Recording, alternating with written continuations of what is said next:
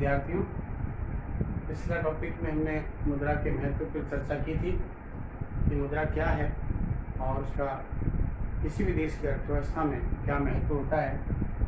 आज हम जो है उसके रोल पर चर्चा करेंगे कि what are the role of money in the various economic system. लेकिन विभिन्न आर्थिक प्रणालियों में मुद्रा की क्या भूमिका हो सकती है, उसको समझने से पूर्व सबसे पहले हमें आर्थिक प्रणाली के बारे में समझना पड़ेगा। आर्थिक प्रणाली क्या होती है?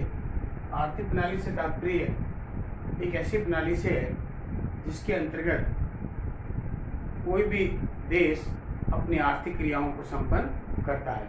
और अर्थव्यवस्था में आर्थिक क्रियाएं 5 प्रकार की होती है: उत्पादन, उपभोग, विनिमय, वितरण और राजस्व की। अगर हम विभिन्न अर्थव्यवस्था में मुद्रा की बात करें तो हम देखेंगे कि मुद्रा के महत्व के बारे में ये कहा गया है कि मुद्रा एक ऐसी जो है वस्तु है जिसने समाज को, देश को, अर्थव्यवस्थाओं को वो सब कुछ दिया है जो कि अन्य किसी प्रणाली में नहीं था। यानी बार्टर सिस्टम में जितनी जो कमियां थी उसको दूर करते हुए जब मुद्रा का आविष्कार हुआ तो मुद्रा को एक किसी भी देश की आर्थिक प्रणाली में जो है अपना महत्वपूर्ण स्थान माना जाता है। जहाँ तक अगर हम आर्थिक प्रणाली की बात करें तो पूरे विश्व में 3 प्रकार की आर्थिक प्रणाली देखने को मिलती है। सबसे पहली पूंजीवादी अर्थव्यवस्था, दूसरी समाजवादी अर्थव्यवस्था और तीसरी मिश्रित अर्थव्यवस्था। पूंजीवादी अर्थव्यवस्था जिसको कैपिटलिस्ट इकोनॉमी भी कहते हैं, it is also known as free economy, यानी मुक्त अर्थव्यवस्था भी कहा जाता है।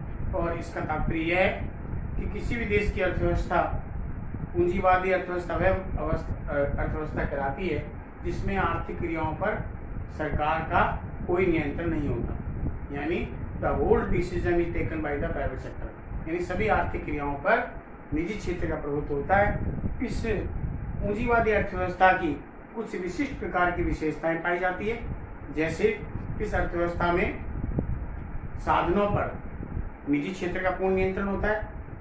इसमें जो भी उपभोक्ता होता है उसकी अपनी सार्वभौमिकता होती है, यानी उसके अनुरूप ही उसकी आवश्यकता को ध्यान में रखते हुए उत्पादन किया जाता है।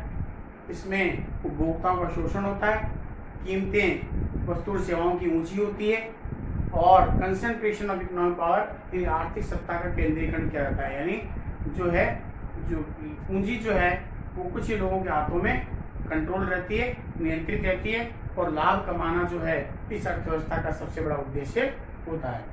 दूसरी जो अर्थव्यवस्था है जिसको आप सोशलिस्ट इकोनॉमी कहते हैं, यानी समाजवादी अर्थव्यवस्था कहते हैं, एक ऐसी अर्थव्यवस्था है जिसके अंदर आर्थिक क्रियाओं पर जो नियंत्रण है वो सरकार का होता है। कोई भी निर्णय अगर लिया जाना है आर्थिक क्रियाओं के संदर्भ में वो सरकार के द्वारा ही लिया जाता है। यानी इस अर्थव्यवस्था के अंतर्गत जो भी योजनाएं बनाई जाती है वो जनता के कल्याण को ध्यान में रखकर बनाई जाती है। तीसरी अर्थव्यवस्था है मिश्रित अर्थव्यवस्था, जिसको आप मिक्स्ड इकोनॉमी भी कहते हैं। ये वो अर्थव्यवस्था है जिसमें निजी क्षेत्र और सरकारी क्षेत्र यानी सार्वजनिक क्षेत्र जो मिलकर कार्य करते हैं। भारतीय अर्थव्यवस्था जो है वो मिक्स्ड इकोनॉमी का एक अनुपम उदाहरण है, जहाँ पर निजी क्षेत्र और सरकारी क्षेत्र मिलकर कार्य करते हैं। इसके अंतर्गत कुछ उद्योग जो हैं वो सरकारी क्षेत्र के लिए पूर्णतः आरक्षित होते हैं, रिजर्व होते हैं, और कुछ उद्योग जो हैं वो निजी क्षेत्र के लिए होते हैं, और कुछ उद्योग ऐसे होते हैं जिनमें दोनों ही अपना उत्पादन जो है वो संचालित कर सकते हैं, और वो मिश्रित अर्थव्यवस्था कहलाती है। जहाँ तक अगर हम बात करें कि what are the role of money in the various economic system, तो इसके संदर्भ में 2 अलग अलग कंसेप्ट दिए गए हैं। पहला ट्रेडिशनल कंसेप्ट है जिसको आप परंपरागत विचारधारा भी कह सकते हैं, और दूसरा हमारा मॉडर्न कंसेप्ट है जिसको आधुनिक विचारधारा कहते हैं। जहाँ तक अगर हम ट्रेडिशनल कंसेप्ट की बात करें तो इसके प्रबल समर्थक रहे हैं अर्थशास्त्र के जनक एडम स्मिथ रहे हैं, उसके साथ में J.S. मिल और रॉबर्टसन का नाम आता है। उन्होंने ये माना है कि no role of the money in the economy, यानी अर्थव्यवस्था में मुद्रा का कोई महत्व नहीं है। यानी उन्होंने ये कहा कि मुद्रा एक अनप्रोडक्टिव जो है वो साधन है, अनुत्पादक साधन है। मुद्रा स्वयं कुछ उत्पन्न नहीं करती।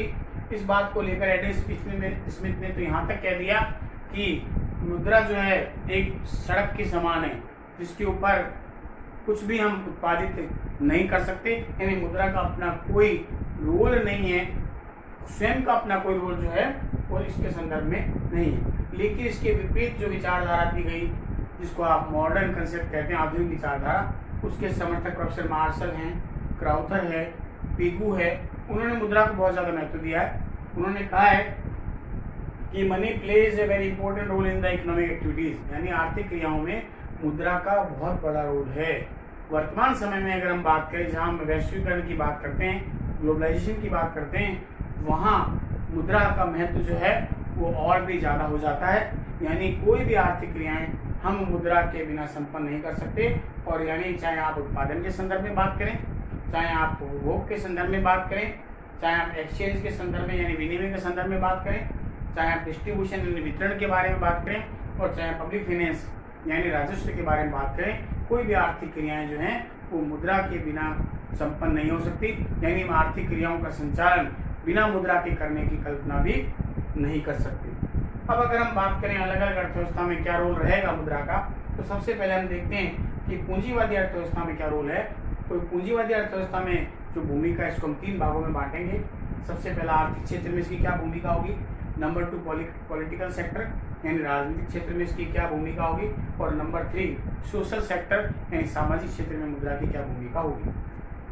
सबसे पहले हम आर्थिक क्षेत्र में लेते हैं। आर्थिक क्षेत्र में जो मुद्रा की भूमिका है उसमें सबसे पहला है कि बेसिस ऑफ प्राइस मैकेनिज्म, इसको मूल्य तंत्र का आधार माना जाता है। मूल्य तंत्र से तात्पर्य है जब किसी भी बाजार में वस्तुओं और सेवाओं का जो निर्धारण है वो मांग और पूर्ति के सामान्य शक्तियों के द्वारा होता है, उसे हम प्राइस मैकेनिज्म कहते हैं। यानी मूल्य तंत्र का जो आधार है वो मुद्रा ही माना जाता है। देखिए यहाँ पर फ्री इकोनॉमी होने के कारण से जो है मांग और पूर्ति को स्वतंत्र रूप से छोड़ दिया जाता है, और उसमें मूल्य जो निर्धारण होता है वो मांग के अनुरूप होता है। यानी जितनी मांग होगी उसके अनुसार होगा। अगर मांग ज़्यादा है मूल्य ऊंचा होगा, मांग कम है मूल्य नीचा होगा। सरकार इसमें प्राइस स्टेबिलिटी यानी मूल्य को नियंत्रित करने संबंधी कोई कार्यवाही नहीं करती। Number 2 helps in determination of production, उत्पादन निर्धारण करने में भी मुद्रा का बहुत बड़ा रोल है। उत्पादन का संबंध सीधा राष्ट्रीय आय से होता है, कितना उत्पादन करना है किसी भी सरकार के लिए निर्धारण करना होता है। उसके पास में जो भी 3 प्रकार की जो रिसोर्सेज है, natural resources, human resources and capital resources, इन तीनों को कोऑर्डिनेट करते हुए जब वो उत्पादन करती है उसको देश की राष्ट्रीय मानी जाती है। तो उसका जो मूल्यांकन, उसका जो निर्धारण है वो मुद्रा के द्वारा ही संभव होता है, और ये पता लगाया जा सकता है कि कितने कितने मूल्यों की कितनी कितनी वस्तुओं का उत्पादन किया जाए। Number 3 consumer sovereignty. Consumer sovereignty capitalist economy की बहुत बड़ी विशेषता है। इसको बोलते हैं उपभोक्ता की सार्वभौमिकता, और इसका मतलब है कि पूंजीवाद के अंतर्गत उपभोक्ता जो है वो बिना ताज का राजा माना जाता है। यानी उसकी फैशन, रुचि, स्वभाव को ध्यान में रखकर वस्तु का उत्पादन किया जाता है। क्यों? क्योंकि वह उस वस्तु के लिए चाहे जितना मूल्य देने के लिए तैयार है, बशर्ते कि उसकी आवश्यकता को ध्यान में रखकर ही वस्तु का उत्पादन किया जाए। तो इसका मतलब है उपभोक्ता की सार्वभौमिकता जो प्रदान करती है वो मुद्रा ही प्रदान करती है, क्योंकि मुद्रा में वो ताकत है कि उपभोक्ता किसी भी प्रकार की वस्तु का या सेवाओं का क्रय कर सकता है। नंबर 4 आता है एक्सचेंज। विनिमय का बहुत बड़ा आधार है। बार्टर सिस्टम में विनिमय तो होता था, लेकिन वस्तु के बदले वस्तु होता था, और लेकिन सबसे बड़ा जो विनिमय का आधार बना वो मनी बनी। आज हम मुद्रा के द्वारा किसी भी प्रकार की वस्तु और सेवाओं का क्रय कर सकते हैं। इसलिए पूंजीवाद में जो है विनिमय एक बहुत बड़े आर्थिक क्रिया के रूप में देखा जाता है, और वो मुद्रा के द्वारा संपन्न हो सकता है। फिर सोर्सेज ऑफ कैपिटल फॉर्मेशन। देखिए किसी भी देश का अगर आर्थिक विकास की बात करें, पूंजी निर्माण का अपना बहुत बड़ा महत्व है। और पूंजी निर्माण का मतलब होता है वास्तविक बचतों को यानी रियल सेविंग्स को जो है पूंजीगत संपत्तियों में बदल देना। Conversion of the real saving into capital asset called capital formation. और जितनी ज़्यादा पूंजी निर्माण की दर बढ़ती है उतना ही देश की राष्ट्रीय आय में वृद्धि होती है। तो इसका मतलब है कि जो पूंजी निर्माण है जो है उसका सबसे बड़ा सोर्स है मनी, क्योंकि मनी को जब निवेश किया जाता है अर्थव्यवस्था में तो उसे और अधिक जो है मनी उत्पादित करने के लिए आर्थिक क्रियाएं संपन्न की जाती है, जिससे देश में पूंजी निर्माण में वृद्धि होती है। उसके बाद में indicator of the economic growth. किसी भी देश की आर्थिक वृद्धि का जो सूचक है वो मनी मानी जाती है, क्योंकि किसी भी देश की अर्थव्यवस्था में जितना ज़्यादा तीव्र गति से आर्थिक विकास होगा, और आर्थिक विकास का तात्पर्य ओवरऑल इकोनॉमिक डेवलपमेंट है अर्थव्यवस्था के सभी क्षेत्रों में, चाहे वो कृषि हो, चाहे वो उद्योग हो, चाहे वह विदेशी व्यापार हो चाहे अन्य क्षेत्र हो, इन सब में अगर वृद्धि हो रही है तो इसका तात्पर्य है कि वो देश तीव्र गति से आर्थिक विकास कर रहा है और इसलिए मुद्रा को इसका इंडिकेटर माना गया है। अगला है helpful in the economic development and employment generation. रोजगार के सृजन में और आर्थिक विकास में मुद्रा की भूमिका है, क्योंकि समाज की जो बचते हैं उनको जब अर्थव्यवस्था में लगाया जाता है तो उससे नए नए उद्योग की स्थापना होती है और जैसी उद्योग की स्थापना होती है, उद्योग के उत्पादन होने के कारण से देश का आर्थिक विकास होता है और लोगों के लिए नए नए रोजगार के अवसर उत्पन्न होते हैं। तो these are the various points which shows the role of money in the economic sectors. Number 2 है पॉलिटिकल सेक्टर, यानी राजनीतिक क्षेत्र में मुद्रा की क्या भूमिका होगी पूंजीवाद के अंतर्गत। उसमें सबसे पहला आता है पॉलिटिकल अवेयरनेस, यानी जो है राजनीतिक जागरूकता। देखिए वर्तमान में जितने भी जो व्यक्ति हैं वो अपनी आय का एक भाग सरकार को चुकाते हैं और इसलिए आय का एक भाग वो कर के रूप में चुकाते हैं कि ऐसी स्थिति में उन लोगों में जो है राजनीति के प्रति एक जागरूकता उत्पन्न होती है, वो मुद्रा के द्वारा होती है। क्योंकि जब वो देखते हैं कि चुनाव लड़ने के लिए जब पॉलिटिशियन आते हैं और उसे वोट मांगते हैं तो वह उनके सामने विकास की बात करते हैं और वे कहते हैं कि हमारे द्वारा जो भी अपनी आय का भाग आप लोगों को दिया गया है तो उसका आपने देश के विकास में क्या भूमिका निभाई, हमें क्या सुख सुविधाएं आपने दी है। तो जो है राजनीतिक जागरूकता उत्पन्न करने में भी बहुत बड़ी भूमिका जो है समाज की वो मुद्रा के रूप में मानी जाती है। उसके बाद आता है फीलिंग ऑफ नेशनलिज्म, राष्ट्रीयता की भावना जागृत करने में मुद्रा का बहुत बड़ा रोल है, क्योंकि जब मुद्रा के द्वारा कोई भी व्यक्ति अपनी वस्तु खरीदता है तो उसके अंदर राष्ट्रवाद की भावना उत्पन्न होती है। वो उसके अनुसार अभी वर्तमान में आप देख रहे हैं कि जैसा कि चाइना के साथ में हमारा जो एक डिस्प्यूट चल रहा है, विवाद चल रहा है बॉर्डर पर, और ऐसी स्थिति में एक नेशनलिज्म की जो स्पिरिट है वो लोगों में है। लोग बहिष्कार कर रहे हैं जो है चीनी सामान का, और ये कहा जा रहा है कि हमारे देश में उत्पादन किया जाए, और ये एक राष्ट्रवाद की भावना इसके अंतर्गत बनती है ताकि जो भी निवेश है वो ज़्यादा से ज़्यादा मात्रा में अपने देश में करके उन वस्तुओं को बाहर से आयात न करके जो है अपने देश में उत्पादित किया जाए। उसके बाद आता अचीवमेंट ऑफ पॉलिटिकल ऑथोरिटी। देखिए कोई भी अगर राजनीतिक सत्ता है जो है उसको वो अगर कुछ अचीव करना चाहती है तो मुद्रा के द्वारा संभव है, यानी मुद्रा के द्वारा संभव हो सकती है। जो भी राष्ट्र आपने देखे, जो राष्ट्र आर्थिक दृष्टि से धनी होते हैं, संपन्न होते हैं, उनकी अन्य राष्ट्रों की तुलना में विश्व में जो है उनकी साख ज़्यादा होती है और वो मुद्रा के द्वारा है। आज आप देख लीजिएगा अमेरिका है, चाइना है, रूस है, जापान है, विदेश की बड़ी बड़ी इकोनॉमी अर्थव्यवस्थाएं हैं, वो सब मुद्रा के द्वारा संभव हुई है, क्योंकि विश्व के गरीब राष्ट्रों को, अर्धविकसित राष्ट्रों को, अल्प विकसित राष्ट्रों को, विकासशील राष्ट्रों को जो है वो ऋण के रूप में या अन्य आर्थिक सहायता के रूप में जो है वो सहायता प्रदान करते हैं। उसके बाद है इंटरनेशनल कोऑपरेशन। देखिए अंतर्राष्ट्रीय जो है सहयोग स्थापित करने में मुद्रा का बहुत बड़ा योगदान है। आज विश्व के विकसित राष्ट्र समय समय पर आर्थिक संकट का सामना करने के लिए दूसरे राष्ट्रों को जो क्या करते हैं, वित्तीय सहायता प्रदान करते हैं, जिससे अंतर्राष्ट्रीय जो है वो सहयोग की भावना डेवलप होती है। और पूंजीवाद में तीसरा जो बिंदु आता है वो है सामाजिक क्षेत्र में क्या योगदान होगा। इसमें सबसे महत्वपूर्ण आता है सोशल फ्रीडम। देखिए मुद्रा ने सबसे बड़ी जो चीज समाज को दी वो है व्यक्ति को स्वतंत्रता दे दी, और स्वतंत्रता का तात्पर्य यह है कि व्यक्ति मुद्रा के द्वारा अपनी किसी भी आवश्यकता को कभी भी पूर्ण कर सकता है। वह किसी भी भौतिक वस्तु का क्रय करके उसकी से अपने आप को आनंदित कर सकता है, यानी उसकी जो स्वतंत्रता है वो मुद्रा के द्वारा संपन्न हुई है। फिर है डेवलपमेंट ऑफ कंपटीशन। देखिए जैसे ही मुद्रा अर्थव्यवस्था में आई, मुद्रा ने उद्योग की स्थापना की। उद्योगों की स्थापना होने के साथ निजी क्षेत्र भी आए, उसके साथ साथ सरकारी क्षेत्र भी आए, उसके साथ में विदेशी कंपनियां भी आई, और उसके कारण से अर्थव्यवस्था में प्रतियोगिता पनपने लगी। और प्रतियोगिता का जो सबसे बड़ा लाभ है वो उपभोक्ताओं को मिलता है। क्यों? क्योंकि जितना ज़्यादा कॉम्पिटिशन होगा, अच्छी क्वालिटी की जो वस्तु है वो उपभोक्ता को कम मूल्य पर प्राप्त होने लग जाती है। उसके बाद है बेस्ट सोशल सर्विसेज। देखिए मुद्रा ने देश के नागरिकों को श्रेष्ठ सामाजिक सेवाएं प्रदान करने में अपना महत्वपूर्ण योगदान दिया है। और सामाजिक सेवा में क्या आता है? एजुकेशन है, मेडिकल फैसिलिटीज है, इरिगेशन है, पावर जनरेशन है, जो है ये सभी जो सुविधाएं हैं वो सरकार जब हमसे कर के रूप में पैसा लेती है उसको पैसा सरकार सामाजिक कल्याण कार्यों के लिए लगाती है, सामाजिक सेवाओं के लिए लगाती है और उसका लाभ देश के नागरिकों को प्राप्त होता है। उसके बाद सेकंड हमारा आता है role of money in the socialist economy, यानी समाजवाद में क्या भूमिका होगी। देखिए, पूंजीवाद में इसकी भूमिका कुछ अलग प्रकार से होती है, जबकि समाजवाद में इसकी भूमिका अलग प्रकार से होती है।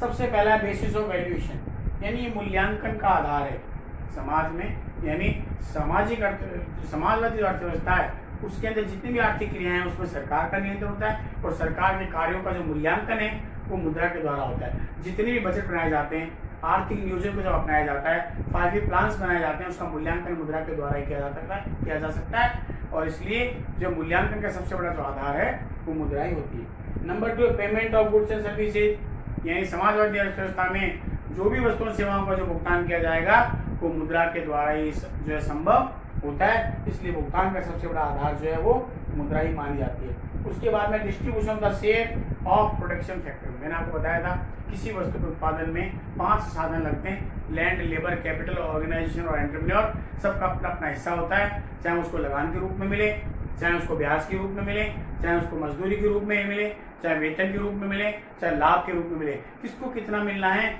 मनी का आविष्कार होने के बाद में मुद्रा ने इसको डिसाइड कर दिया कि राष्ट्रीय आय में उत्पादन के किसी भी साधन को उसको इतना कितना हिस्सा मिलना चाहिए।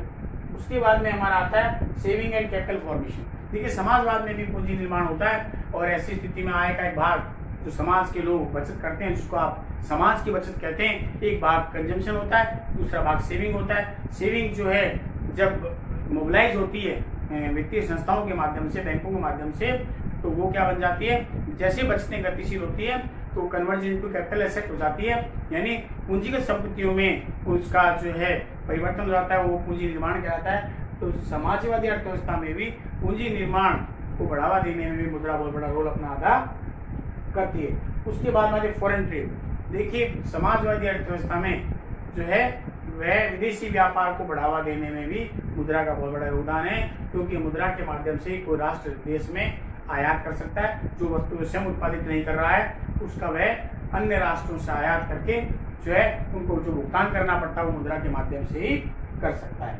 उसके बाद में अंत में आता है role of money in the mixed economy, यानी मिश्रित अर्थव्यवस्था, जिसको आप प्लान्ड इकोनॉमी भी कह सकते हैं, नियोजित अर्थव्यवस्था भी कह सकते हैं, जिसमें दोनों जो है क्षेत्र, निजी क्षेत्र और सरकारी क्षेत्र मिलकर कार्य करते हैं। उसमें क्या क्या रोल हो सकता है। सबसे पहला जो रोल है वह यूज ऑफ मनी के बारे में, यानी मुद्रा का प्रयोग। मिश्रित अर्थव्यवस्था में सरकार का सबसे बड़ा महत्वपूर्ण दायित्व होता है कि वो इकोनॉमिक फ्लक्चुएशंस पर नियंत्रण रखे, यानी मूल्यों पर नियंत्रण रखे, और उसमें मूल्यों पर नियंत्रण रखने का सबसे बड़ा जो दायित्व होता है वो केंद्रीय बैंक होता है। अगर हम भारतीय अर्थव्यवस्था के संदर्भ में बात करें तो reserve bank is the soul authority, यानी एक जो है बहुत बड़ी अथॉरिटी है जो कि देश की अर्थव्यवस्था में अपनी साख नियंत्रण नीति के माध्यम से देश की अर्थव्यवस्था में इन्फ्लेशन और डिफ्लेशन यानी मुद्रा प्रसार और मुद्रा संकुचन में संतुलन बना करके जो है मूल्यों को जो है स्थिर रखने का प्रयास जो है वो करती है। बिंदु आता है वो है मुद्रा प्रसार और मुद्रा संकुचन पर नियंत्रण लगाना। देखिए, जहाँ मिश्रित अर्थव्यवस्था जिसको आप प्लान्ड इकोनॉमी कहते हैं उसमें सरकार का दायित्व होता है, यानी सरकार की केंद्रीय बैंक का दायित्व होता है देश की अर्थव्यवस्था में आने वाले आर्थिक उत्सावचनों पर रोक लगाए, तो मुद्रा के द्वारा हो सकता है। और ऐसी स्थिति में जो सरकार जो है अपनी मौद्रिक नीति के माध्यम से, यानी देश का केंद्रीय बैंक मौद्रिक नीति के माध्यम से मुद्रा की मांग और पूर्ति में संतुलन बना करके, यानी वो मुद्रा की पूर्ति को प्रभावित करके देश की अर्थव्यवस्था में अप्रत्यक्ष रूप से होने वाले मूल्यों में जो है उत्सावचन को रोक सकती है। इस प्रकार यदि हम देखें तो मुद्रा का जो रोल है वो तीनों ही अर्थव्यवस्था में, पूंजीवादी में, समाजवादी और मिश्रित अर्थव्यवस्था में समान रूप से माना जाता है जो है। और जो है हम वर्तमान समय में किसी भी आर्थिक क्रियाओं को संपन्न करने में मुद्रा के अभाव की कल्पना भी नहीं कर सकते।